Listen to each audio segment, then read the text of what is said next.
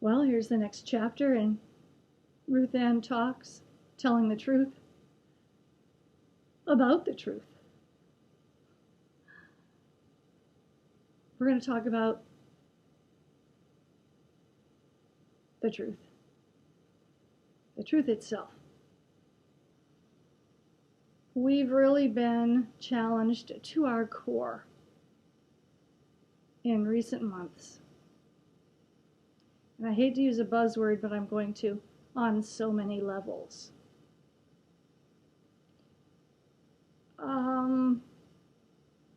We've been challenged to adapt. We've been asked to adapt. Fundamentally, from the moment we wake in the morning until we retire for the night, and even as we lay in bed anticipating the next day, we're asked to adapt. And I found myself checking in with our local updates. Erie is a relatively small city. It's not a village, it's not a hamlet, it's not a town, but it's not a major metropolitan area either. If you've lived here long enough and you haven't left, which is not really true of my generation in large part, most of those of my generation left and many came back. I literally only left to go to college and came back. I've lived here my entire adult life, from childhood to adulthood. But I've been checking in daily for the latest updates on coronavirus, positive totals, and the accompanying recommendations for behavior.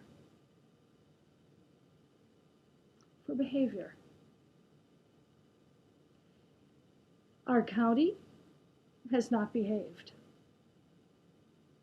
We are being restricted from going green because our numbers, rather than stabilizing or going down, according to the daily tallies, have been in double digits, and the weekly tallies have gone up. Taken together, we're still in the yellow because we are not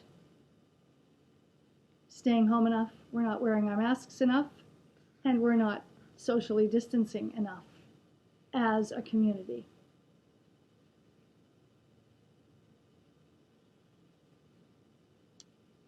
So we've been getting these daily recommendations and instructions. Some people take them as instructions, and some people take them as commentary and refuse to abide by them completely. So where does the truth lie in all of this? Does anybody care? It depends, I suppose, on whether your life is governed by the truth or whether it's not. There's the point. If we don't seek truth, we aren't going to care if we receive it. If we don't manifest truth in our words and our deeds, we aren't going to care whether we're getting the facts presented to us, I guess, are we?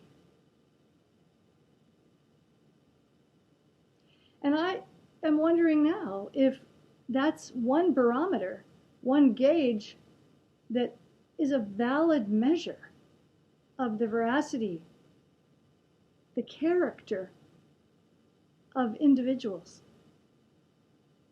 To the degree that we seek truth and question whether we're getting the truth, perhaps correlates with how inherently honest we are. Our president has been accused of magical thinking. And I really had never heard the term before. Does that surprise you? Magical thinking. Allowing ourselves to operate in the realm of semi-delusion or notions that we simply believe, whether we can prove them or not, scientifically or otherwise. And I mentioned in a previous installment that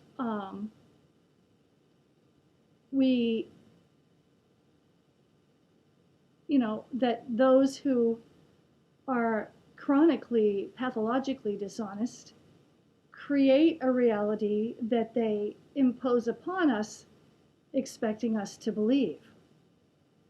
So to the pathologically dishonest, truth is simply anything that anybody believes. Because the actual facts of their own behavior are abhorrent, maybe even to them. They're always hiding, as we said.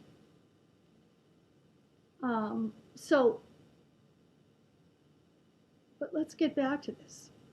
Evaluating one another's rate of veracity or degree of truthfulness on the basis of how much they appear to be seeking the truth.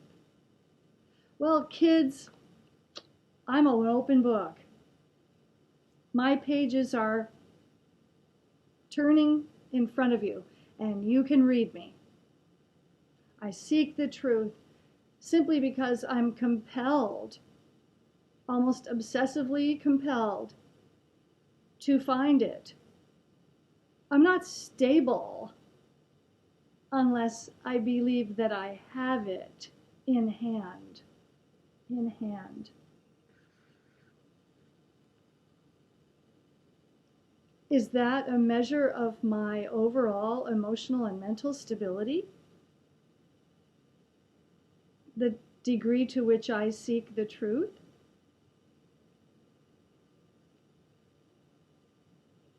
Is that a microcosm of the problem that is societal? Has our society lost the drive to lay hold of the truth, to care enough to find it? And are each of us individually a manifestation of that in our smaller collectives, when we're alone? Now that we're forced to stay home or stay away from groups larger than those we allegedly trust,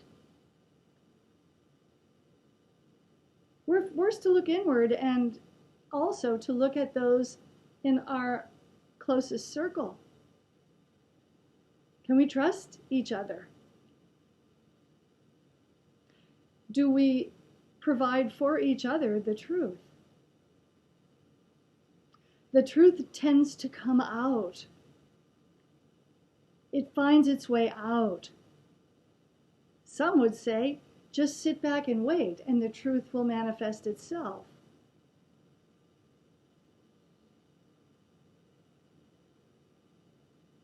I would hope that I don't get in the way of the truth manifesting itself.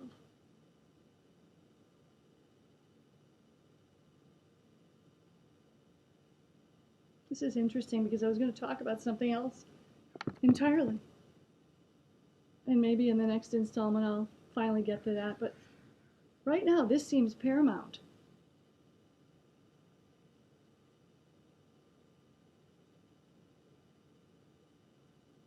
Will we survive as a society in this viral pandemic?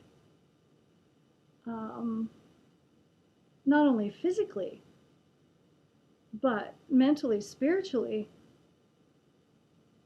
as we wait for the next instruction and hope that the person who is providing it is telling us the truth.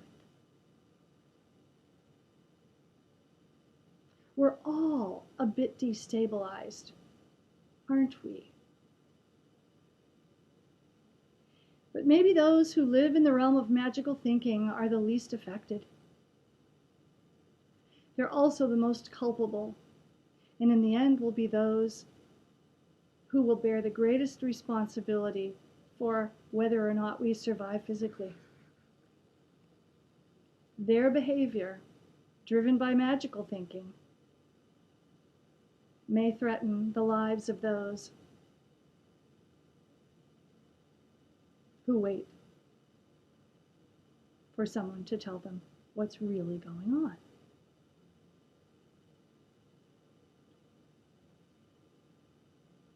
I hope that the truth tellers and the truth seekers are the ones who survive.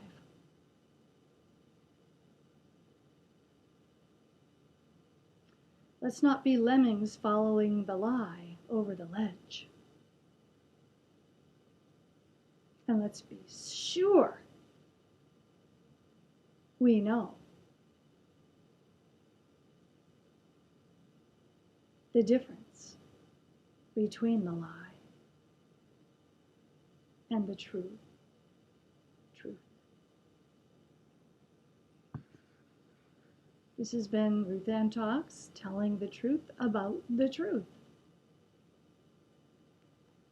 At least approaching the subject. Thank you again for tuning in.